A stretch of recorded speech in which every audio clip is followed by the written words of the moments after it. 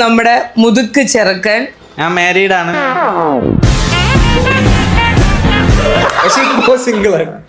എനിക്കൊരു വൈഫും ഉണ്ട്, നല്ലൊരു സുന്ദരിയായ മോളും ഉണ്ട്. ഞാൻ മാരീഡ് ആണ്.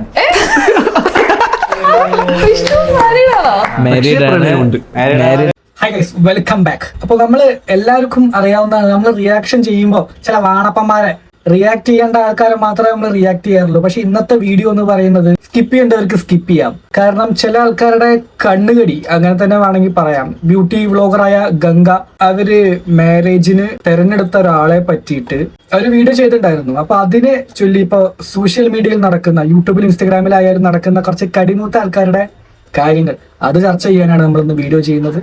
അപ്പൊ നമുക്ക് നേരെ വീഡിയോയിലോട്ട് പോകാം. So this is the പയ്യൻ. So guys, ഇതാണ് നമ്മുടെ മുതുക്ക് ചെറുക്കൻ. അപ്പം മുതുക്ക് ചെറുക്കനെ തന്നെ ഇൻട്രൊഡ്യൂസ് ചെയ്യും, പേരും കാര്യങ്ങളൊക്കെ പറയും. ഓഫ് കോഴ്സ് നിങ്ങൾ കണ്ടിട്ടുണ്ടായിരിക്കും. അപ്പം പുള്ളി പറയട്ടെ, എന്നിട്ട് ഞാൻ പറയാം. ബിക്കോസ് കാരണം ഇത് ഞങ്ങൾ കുറെ നേരമായിട്ട് ഇൻട്രോ കൊടുക്കണം. നിങ്ങളിവിടെ അതായത് ഒരാളുടെ ലൈഫിൽ നടക്കുന്ന കാര്യങ്ങൾ ഇറ്റ്സ് കംപ്ലീറ്റ്ലി ദ ചോയ്സ്, അല്ലെങ്കിൽ എന്റെ ലൈഫിൽ നടക്കുന്ന കാര്യങ്ങൾ എന്ന് പറയുന്നത് എന്റെ ചോയ്സ് ആണ്.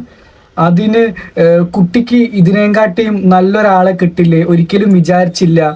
സെക്കൻഡ് മാരേജ് ചെയ്യുന്ന, അതായത് ഫസ്റ്റ് ഡൈവോഴ്സ് ചെയ്ത ഒരാളെയാണ് നിങ്ങൾ കെട്ടുന്നത്, ഒട്ടും വിചാരിച്ചില്ല എന്ന് പറഞ്ഞിട്ടുള്ള കമന്റ്. ഇതിനാടെ സ്വന്തം കാര്യം നോക്കി നിന്നാ പോരെ. ഈ മാരേജ് ലൈഫ് എന്നൊക്കെ പറയുമ്പോൾ അത് വീട്ടുകാരെക്കാട്ടിയും കൂടുതൽ അവനവനൊരു ഡിസിഷൻ വേണം. അങ്ങനെ ആയിരിക്കുമല്ലോ ഗ്ലാമി ഗംഗയും തീരുമാനിച്ചിട്ടുണ്ടാവുക. അതിന് ഈ സോഷ്യൽ മീഡിയയിൽ നിൽക്കുന്ന ആൾക്കാർക്ക് എന്താ പ്രശ്നം എന്നുള്ളത് മനസ്സിലാവുന്നില്ല. ഒരു പോസ്റ്റ് വായിക്കാം.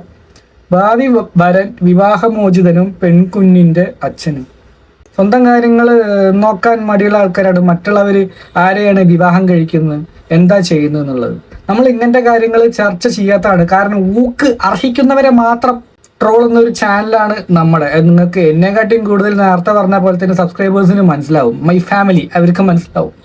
അപ്പൊ ഇന്ന് വീഡിയോ നമുക്കിത് ചെയ്യാതിരിക്കാൻ പറ്റില്ല. അപ്പൊ ഇന്ന് ഫൈനലി നമ്മുടെ മുതുക്ക് ചേർക്ക ഓപ്പോസിറ്റ് ഇരിപ്പുണ്ട്. അപ്പൊ പുള്ളിക്കാരനെ വെച്ചിട്ട് നമ്മൾ ഇന്നൊരു വീഡിയോ ചെയ്യാൻ വേണ്ടിട്ട് പോവാണ്.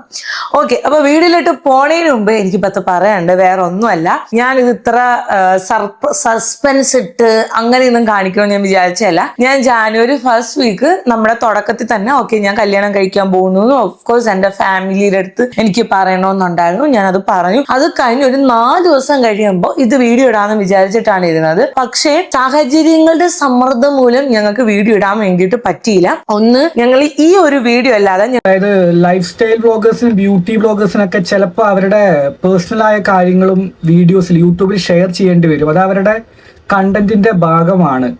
അപ്പോൾ ഒരിക്കലും എനിക്ക് പറയാൻ പറ്റില്ല നിങ്ങളുടെ റിലേഷൻഷിപ്പ് എന്തെങ്കിലും ഉണ്ടെങ്കിൽ പബ്ലിക് ആക്കണം, അങ്ങനാക്കുമ്പോൾ ഇതേപോലത്തെ കമന്റ് വരും എന്നൊരിക്കലും എനിക്ക് പറയാൻ പറ്റില്ല. അങ്ങനത്തെ രീതിയിൽ കണ്ടന്റ് ചെയ്യുന്ന ഒരാളാണ് ഗ്ലാമി ഗംഗ.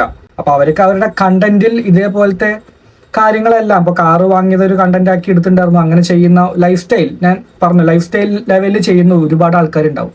അപ്പൊ അവർക്ക് അത് ഇങ്ങനത്തെ കണ്ടന്റ് ആൾക്കാർക്ക് കൊടുക്കണം. അപ്പൊ ജസ്റ്റ് ഒരു എന്റർടൈൻമെന്റ് പർപ്പസ് ആണല്ലോ. അപ്പൊ ഇതിന് നെഗറ്റീവും പോസിറ്റീവും വരും. പക്ഷെ ഒരാളുടെ പേഴ്സണൽ കാര്യങ്ങളെ വെച്ചിട്ട് ഒരിക്കലും നമുക്ക് കുറ്റപ്പെടുത്താൻ പറ്റില്ല എന്നുള്ളതാണ് എൻ്റെ ഒരു കാഴ്ചപ്പാട്.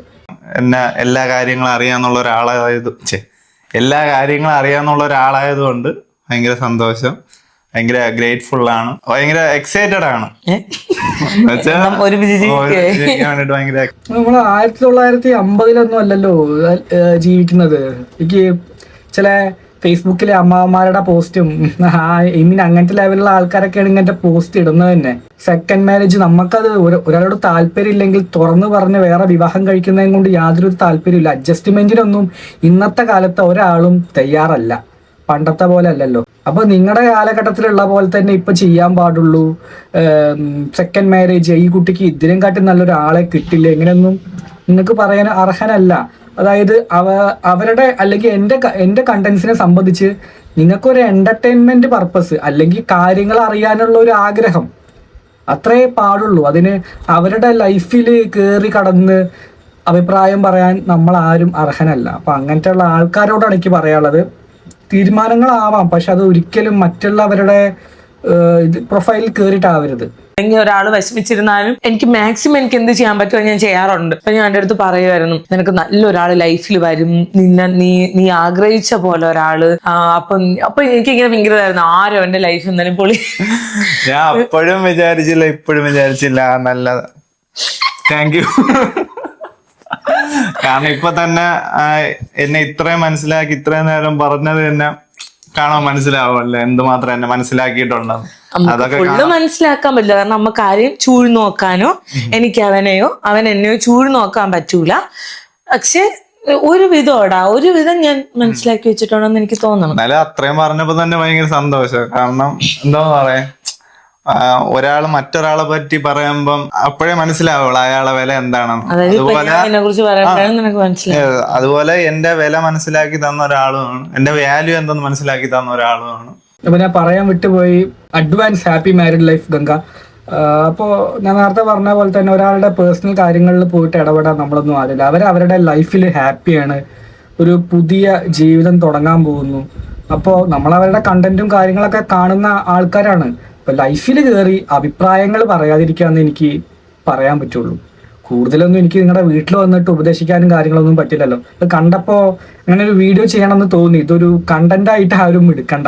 ഒരു മെച്ചുവേർഡായി അവൻ ലൈഫിൽ 2 ഓപ്ഷനേ ഉള്ളൂ, ഒന്നേ അൺഇൻസ്റ്റാൾ ആയി പോവുക, അല്ലെങ്കിൽ അപ്ഗ്രേഡ് ചെയ്യണം. ഞാൻ അപ്ഗ്രേഡ് ചെയ്ത് പുതിയൊരു വെർഷനായിട്ട് മാറി.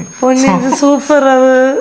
പിന്നെ ആ കാര്യം എനിക്ക് എന്തായാലും ഇഷ്ടപ്പെട്ടു. ഒരുപാട് ആൾക്കാർ ഓരോ കാരണങ്ങളാൽ ലൈഫിൽ സ്റ്റക്കായി പോകുന്നുണ്ട്. അത് ഇനി ഫ്യൂച്ചറിൽ ഞാൻ എന്ത് ചെയ്യും, എൻ്റെ ജീവിതം കഴിഞ്ഞു, അല്ലെങ്കിൽ എനിക്ക് ഇനി ഒന്നും ചെയ്യാൻ പറ്റില്ല, എനിക്ക് ഒന്നും ഇനി നേടാൻ പറ്റില്ല എന്നുള്ള ലെവലിലൊക്കെ അങ്ങനത്തുള്ള ആൾക്കാരൊക്കെയാണ് സൂയിസൈഡും അല്ലെങ്കിൽ എന്തെങ്കിലും കാര്യങ്ങളിലൂടെയൊക്കെ പോകുന്നത്.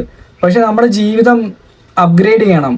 എന്ത് സാഹചര്യം വന്നാലും ഇപ്പോൾ ഈ ഏട്ടൻ പറഞ്ഞ പോലെ തന്നെ നമ്മുടെ ലൈഫ് അപ്ഗ്രേഡ് ചെയ്യാൻ വേണ്ടി ശ്രമിക്കുക. അല്ലാതെ ഒരു കാര്യത്തിൽ നമുക്കത് പറ്റിയില്ല, അതുകൊണ്ട് നമ്മൾ ഡൗൺ ആയി പോവുകയാണ്, ഐ മീൻ എൻ്റെ ജീവിതം കഴിഞ്ഞു എന്നുള്ള ലെവലിൽ ചിന്തിക്കാതെ ലൈഫ് അപ്ഗ്രേഡ് ചെയ്യാൻ നോക്കുക. അപ്പം എന്തായാലും ഗ്ലാമി ഗംഗയ്ക്ക് അവർക്ക് പറ്റിയൊരാളെ തന്നെയാണ് കിട്ടിയിറക്കുന്നത്.